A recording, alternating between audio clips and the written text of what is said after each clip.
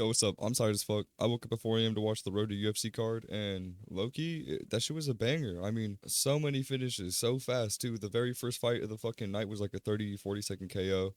Next fight was a nat. I mean, bro, let's get into this shit. Yeah, so I'm not even gonna lie. I actually didn't catch the first episode last week, but I did catch the second episode because, one, I was pretty excited for Mirador Saikia.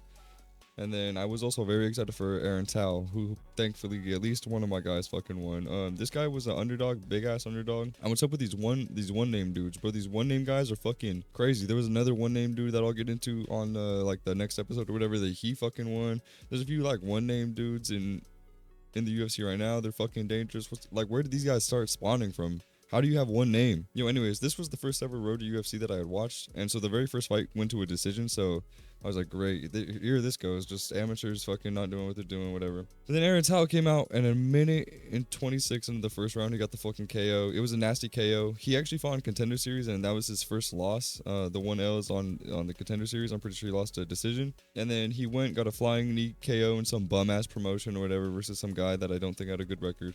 Anyways, they brought him back, and now he won again in KO. And then his next match, I don't see the guy on. Yeah, I forget who he's fighting next, but the guy is also coming off a KO. I'm excited to see this guy back, and I'm pretty sure he has one of the most like unforgettable fucking faces. I remember him from like the Contender Series press conference. I remember his like face from that. As soon as I seen the face tattoos and I seen this guy back on Road to UFC, I knew I had to watch this shit. When we were getting snake charmed, I got fucking faked out by Lorenzo Predicts about Mirador Saikia or whatever.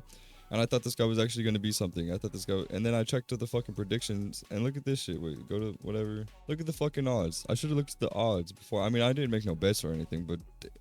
Damn. The guy got done bad. He was laying up against the fucking cage like Terrence McKinney. He was sitting there like after the head kick. He got fucking left hooked. He was sitting up against the cage. He was bleeding all cut up. In 30 seconds too. Like, god damn. Hey, I'm telling you, watch out for these one name motherfuckers. I'll never sign a fight with a one name motherfucker. Bro, and getting into the card that I woke up at 4 a.m. for to watch this morning, episode 3, this shit was low-key worth it. This shit was definitely fucking worth it. I mean, the very first fight of the night was against these two like judo black belts at 170. These are some big fucking guys, by the way. These guys actually looked like really big for 170. Both of them looked real big for 170. And they said these judo black belts going hand in hand, but we didn't get to see shit because this guy got a fucking knee KO off the clinch in the first minute. I mean, it was crazy. And then moving on to the very next fight. I mean, the second fight of the night, 2 minutes in, this guy got one of the nastiest chokes I'm fucking talking about. One of the nastiest chokes I've ever seen ever. And who said guillotines don't work? I mean, that shit was nasty. And this guy could have tapped. Yeah, I think he just wanted to go out on a shield or something. I don't know why bro didn't tap, but yeah, that shit was insane. I mean, out cold, limp body. That shit was nasty. The very next fight was... It was alright. I mean, it was a good scrap. For bantamweight, I thought it was a good scrap. This guy was outlanding, this Ito guy, he was outlanding him, so he definitely was doing more volume. When I saw the scorecards, I thought they were going to give it to bro, but this guy... Don't even know how to say this guy's name. He did have a little bit more like ground time. Anyways, not the best fight ever. It was alright. It was the only decision on the fucking card. Bro, and then this very next fight, this fucking Jack Becker, again, the Lorenzo Pix is out here fucking snake charming, bro. He's out here getting me. I'm out here voting for the Aussie, bro, Jack Becker. But he is the older dude. He was like 23. And this dude was kind of big. These guys were lightweights, but this guy was kind of big for being 23. I thought he was, I don't know. He fucking dominated Jack Becker, though. I mean, the first round was not competitive at all. It was competitive for maybe a minute, and then he just started having fun with him. And then the second round, he just got on top of him and laid on him for pretty much the entire round. I think like 3 out of these 4 minutes, a good like 3.5 out of these 4 minutes, he fucking just laid on him. I was just giving him elbows from the top. I mean, punches from mount, yeah, it was bad. Jack Becker couldn't do anything. Eventually just gave up his back, and it was getting bad. For the very last fight on the card, this kid, when he came out, they said that this kid had finished all 8 of his wins, 5 by knockout, 3 by sub. He's on like a 6-fight win streak or something along those lines like that. And then, bro, who do they give him? One of these one name motherfuckers. I'm not even gonna try to say the name. This guy comes from the Korean zombie camp, so when I seen Korean zombie come out, I already thought this guy might be kind of cooked, but I was kind of hyped to see what he could do. 5 knockouts, 3 subs, whatever. And then they also said he's like Sumo Darji's cousin or something like that. Like, yeah, I don't know. I think that's fucking crazy as well. But yo, it was a pretty good fight all in all. It was like it was competitive up until it really wasn't. He kind of crashed in, and he hit him with a uppercut, and I mean that was the end of that uppercut. And he followed up with a couple shots or whatever. But it was the nastiest shit ever. But still, it was a crazy KO. I mean, I was kind of excited to see what this dude could do, but bro, these KOs are all coming like early. I mean, besides this one, like round, I mean, fucking 30 seconds, 2 minutes, like 3. I mean, I don't know. These are crazy KOs. But bro, I think that these guys are hungrier than most of the guys in the fucking UFC. Like these guys are pushing a pace like what these guys would both push it was like all these fights, both guys would push a pace, and one dude would just melt, or one dude would literally get rocked. In this fucking decision fight, I'm pretty sure it was this one where like this guy fucking rocked Kiryu Ito or whatever, and then Ito literally rocked him back within the same minute. It was one of those like crazy. I mean, this was a good fucking card. The next episode wasn't as hype, but this one right here fucking delivered. And that's what I'm saying. Both these guys pushed the pace until somebody melted, and I think that's just because like they're hungrier than most dudes in the UFC. These guys, well, I get it though. I mean, they have a fucking reason to be. You know, they want in there. They want what those guys have. I get it. Plus, like a lot of these guys were young. Besides, like maybe Jack Becker, a lot of these dudes were fucking. Who was 19? I think this dude was like 19. I mean, there was a lot of. This dude was early 20s. Fucking Ito looks like a fucking kid. I mean, bro, a lot of these dudes were young. So yeah, I mean, I guess it's like figures that they're hungry. Obviously, some of these other dudes in the UFC have just been around. But I mean, bro, they're just not putting out on decisions like this. And some of them, I mean, bro, these technical, like the technicality of some of these guys is insane. This guillotine was nasty. I mean, I'm not saying he like framed it, you know, locked it up, and then he like set it up, and this dude fell in some trap, but.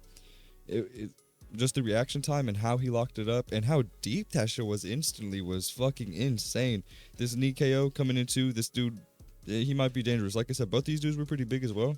Yeah, and he would fucking need him like on the way out, kind of like he looked like he was like falling over or whatever, and then he need him. It was a weird knee, especially at the angle that we got. I need to like see a different angle of it, but yeah, I mean, this dude could be a fucking problem. This Jae-Hun Park guy, he could definitely be a problem, especially at lightweight. He looked like a big fucking lightweight, and he was only 23, and he's laying on top of this 32-year-old man. This guy can't do nothing. I mean, Jack Becker couldn't do shit.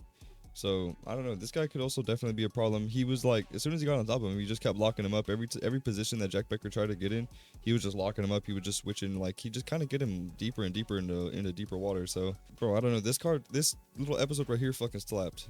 And then real quick, just to wrap shit up on this next episode, I'm not gonna lie, I only watched the first two, and then after this I did go to bed, thankfully. I mean, because look, it was decision.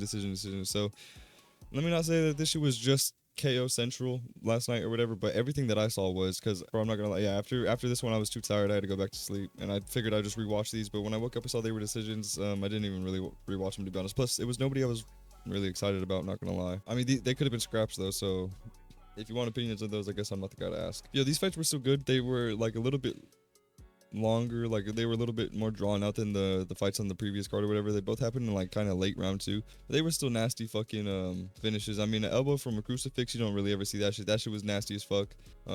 Like I said, these things could have been scraps. I kind of wish I did see them so I could give an opinion on this, because these guys probably were throwing out volume all fucking night long until one of them fell. Damn, look, I think this might have been his first out. Yeah, I mean, shit, this could have been a good fucking scrap right here. Like I said, because these guys are hungry, man. These guys definitely wanted. This was alright. I thought this was an alright fucking KO. Not nothing that we haven't seen before. Not like that fucking guillotine from episode 3 or, you know, this was alright. But no, man, these guys are coming out. They're being innovative. They're being creative. They're being hungry. Like, they're pushing a pace unlike a lot of these UFC fighters are scared to push. Even that big lightweight from the last episode or whatever, from episode 3, he was pushing a good pace on that Jack Becker guy. And I don't know, most lightweights don't push well, I don't know, it could be also like a difference of opponent like that, but just most like top lightweights aren't just pushing a pace like that.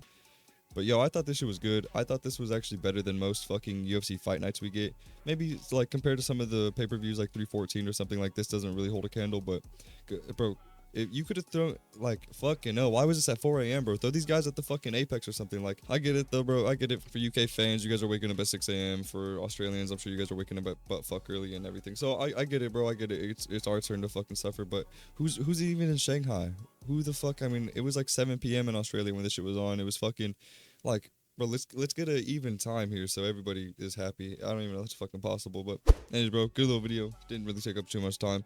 That's my opinion why I think Road to UFC is, I'm not going to say better than the UFC, but bro, Road to UFC is definitely, if they keep on putting on like this, especially with this little level of competition, they're bringing in a lot of like undefeated guys with good records and all this other shit. A lot of Indians, a lot of Aussies, a